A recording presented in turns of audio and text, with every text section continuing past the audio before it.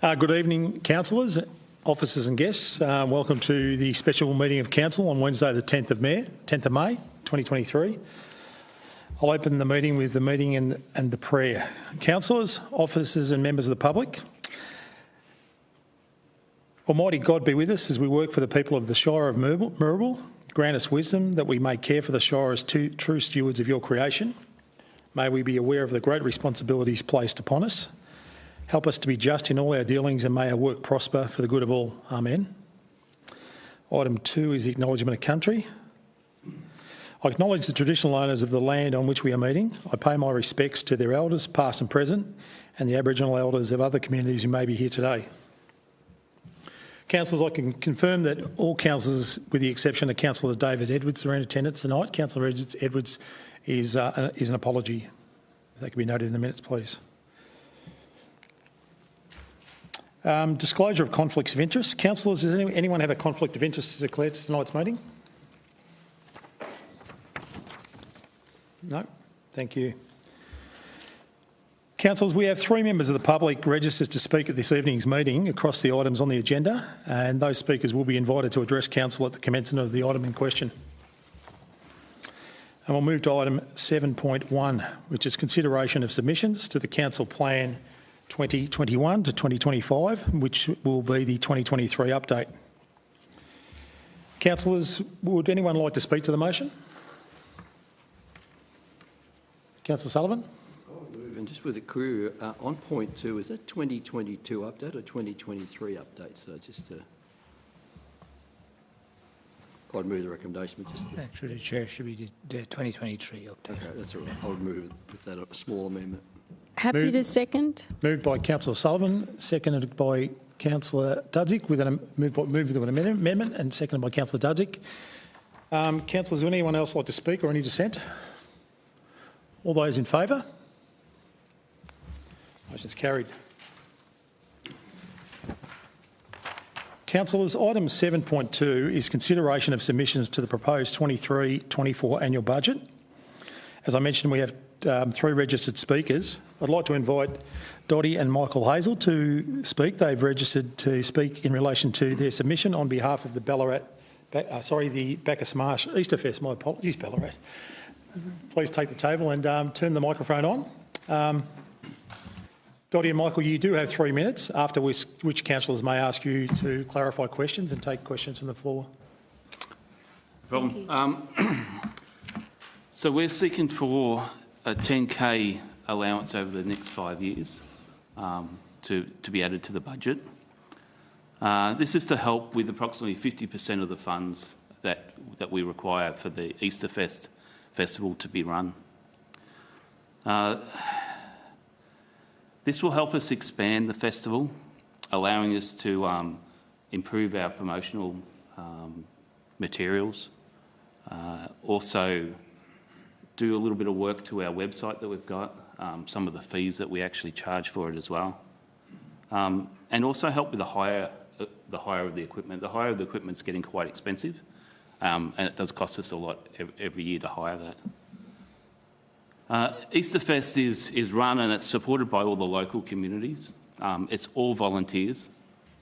Even the people who do all the performances are all volunteers as well. So it's really a community event. The festival is really a catalyst for a lot of the local businesses, to people who are just starting off and trying to get a name for something, and also for the community groups as well. So a lot of the small community groups who will do performances on the day, it's something for them to start at. All the profits that we make go to the Bacchus Marsh Hospital and the urgent care. And it would really help us to be able to get that funding to grow this festival into something that is a lot bigger. One thing that I didn't talk about was how many people we get there. So we get between 5,000 to 10,000 people, and it's from about 102 different postcodes around Victoria. Some of them are interstate. We might get a few, and we've even had people from overseas at that come to that event as well. So we really see it as a tourist festival. We want to expand it there, and we want to get some support to keep moving this forward. Thank you very much, Michael and Dottie. Councillors, do you have any questions of Dottie and Michael? Councillor Berry. Thanks, Mr Mayor. Michael, you spoke about promotional materials. What are they? This is, whether we can get some flyers out, different posters around the place. We've got a few that we've got that we put up around the place. They're getting a bit tired, just to sort of improve that. Stuff like that. We're not also advertising, like some newspapers won't put us in the paper unless we sort of have it, we've never had an advertising budget, so even, I've just done Facebook. It's just been basically Facebook advertising and that's it. So, a lot of spamming and knowing when you're going to get kicked off. You do, just one other question, sorry. Yes. Mr Mayor. I have been to the event prior with children, and you do present with a really good event for the area. Thank you. With the volunteers, are they mostly from Moorabool Shire? Yeah, I'm probably the only one that's not in the Shire anymore, which I was living in the Shire when we started it, but now I'm next door in Melton. Mm-hmm. Yeah. Thank you. That's all, Ca- Mr Mayor. Councillor Sullivan, then Councillor Dudzik. Thank you, Mr Mayor. Just a couple of questions, if I may. The first one is, how are you currently funded? Grants. When we first started, we had nothing, and the two girls I was with, they wanted to donate everything. But when they moved on, I changed it so that when we were receiving grant money from the sales of the tickets, we would retain that grant amount, because there's no guarantee you'll get a grant again the following year. So we've got about 11,000 in the bank at the moment that we've collected over those years from grant money, so that each year, and then we spend whatever, and then we keep living and donate the difference. So really a lot of the money comes in from the local businesses giving us grants, or one of the banks does it as well. Yeah, occasionally Bendigo Bank. But yeah, that's where most of it comes from, and then depending on how much we're making, we've always got to put a certain amount left each year so we can keep it going. Otherwise, we can't rely on that we'll always get those grants every single year. If we had this in place, it would put us in a lot better position, because we would know for the next 5 years that we can always rely on this money coming in. Another question? Yes. Have you ever thought of applying for community grants for some of those standalone items that you've talked about, like you said, the brochures or something like that, or computer upgrade? I've applied for grants through council several times. I've Yes. only ever been successful the first time. After that, I've had responses of no, because you're not adding a new element to the event, or the latest one was we had the wrong auspice agreement, because I had, at the time, my business Dottie's event, I would put my event insurance, I would name Easterfest, which would bring it down to only paying $55 instead of paying $1,200 for the year. But the last event, that last time, the council didn't approve it because my name was on there, and it was only on there because of the insurance policy. Okay. So, and then the last one was that whoever auspices you has to pay the insurance, but not all auspice groups cover insurance. They're only there so that people can get funds. Just last question, Yes. if I may. Just in an average year, how much of your profit would you donate to the Bacchus Marsh Hospital? It's varied every year, but this year we're about to hand over $5,555.77. I only know that because it's going out tomorrow. Our most we've ever donated was about 13 or 14,500. We've just hit the 50,000. I wrote it down. It's about 50,000 that's already been done. 51,000 or 50,000 this year in Like total. I think doing this, we would be able to put a lot of the profits that we make just straight to the hospital. At the moment, we've got to keep this thing running. So having this and having it regular, we'll be able to put a lot more of the profits towards it. And we had that hit at COVID. So we were 13,000 a couple of years ago when it was still growing strong. You had that COVID one, and the last one we had a bad weather event. And still at that bad weather event, we had thousands of people still come, and we had to change that event, about 5-6 hours before it. And it was still very successful. So I'm pretty sure that when we hold this next year, we'll have a large event, and we'll be back into that over 10, 15K. Councillor Dudzik. I'd just like to say I've attended many times and you do a great event. It's great for families. It's very well attended. I really would encourage you to apply for the community events category, and when you get turned down, ask them why and to keep working on it, because I think that for different reasons you would be eligible for community grants under the events category, and maybe you need more assistance with the application. And also possibly look at tourism grants, because we have had different events, tourism type grants, and that could be very well suited to what you do. And I would be trying to speak to council along that line if I was you. But those events would only be yearly, yeah? It would still put us in the same position. Every year. Like what we want to do is we want to try to have a consistency here where we can have, hey, this is going to be, we know this is right for the next 5 years, where we can just grow it. Otherwise, we get to that next year and we're like, well, how are we going to get this money? Where are we going to get it from, etc. So that's why we've taken this approach, to try to get consistency and make it something that's going to be here for 10, 20 years' time. But with the grants you're suggesting, like I said, I've tried many times, and they just, you speak to them beforehand, then you go, yeah, submit it, so you submit it, and then you get knocked back, and you say, why do you get knocked back? And, I've already said the reasons why. So it's sort of, we've kind of given up on that route and thought, well, we'll go for a budget submission instead, and see if we can get something more concrete, like previous, like Strawberries and Cherries used to have a long time ago when they were community run. So. Councillors, Councillor Tatchell? Yeah, thanks, Mr Mayor.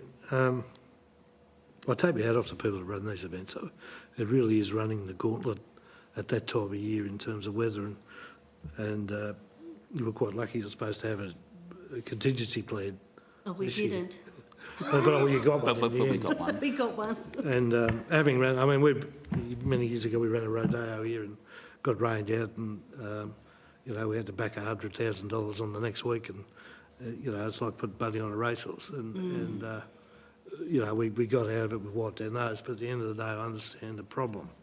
And unless you have that consistency or foundational money, you can't weather the storm, and they normally fold. And this is what happens in weather events, and especially of late where it's been a little bit unpredictable, and you are heading into that part of the season, which is usually a bit precarious. It's either very warm or raining. So, look, the problem with this, it's a budget submission, and it doesn't really fit the modelling of a budget. I don't know what the answer is, but we certainly need to find one. I think you do a great job, and that's not just because I've taken the grandkids here and filled them full of chocolate and sent them home to their parents. It's called revenge, I think. But I really believe this isn't the forum for that. We need to find a different way. And I understand the Strawberries and Cherries, but they were always through grants, and they were through funds for 2 or 3 years to get things off the ground. But there's also the state member who has put money into the Blackwood Easter Fest. Maybe there's an option there. But I think we just need to sit down and find a way around this. Yeah. But I do appreciate your problem. Thank you. Councillors, any further questions of Dottie and Michael? Michael and Dottie, I might just mention I did speak to you the day before this year's Easter Festival when that horrific weather hit, and sought the assistance of council officers who helped you relocate at the last minute, and they did a great job. I'd encourage you to keep your eye on the calendar. I think on Monday the 5th of June there is a Mirrabul Shire Council Tourism and Events Community Forum, and it's planning for future tourism and events in the Shire. So the opportunity to engage with people like yourself who put on events for the community, I'm sure that'll be advertised shortly if it hasn't been already. So Yeah, I think I got an email for that. I'm pretty sure I registered already. yeah, great. So that'd be another great forum where we can look at how to support these major events across the council.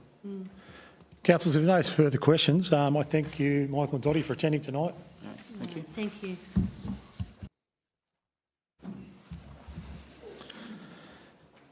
Councillors, our third speaker is Scott Young, Scott, invite you to take the table. Scott is representing the Victoria Farmers Federation and wishes to speak. So Scott, just press the microphone button so it's green. Thank you. So you have very much. Thank you for the opportunity. Sorry, I've come a bit unprepared tonight. I've been getting sheep in for shearing tomorrow and wasn't quite expecting that I was going to get this opportunity. So thank you very much. The VFF proposal about the rates is hopefully everybody's had an opportunity to be able to see that. I'd like to speak from a landholder within the Shire's perspective. Yes, I'm the VFF livestock president and represent livestock farmers throughout Victoria, but I'm also a farmer within the Mirrabul Shire.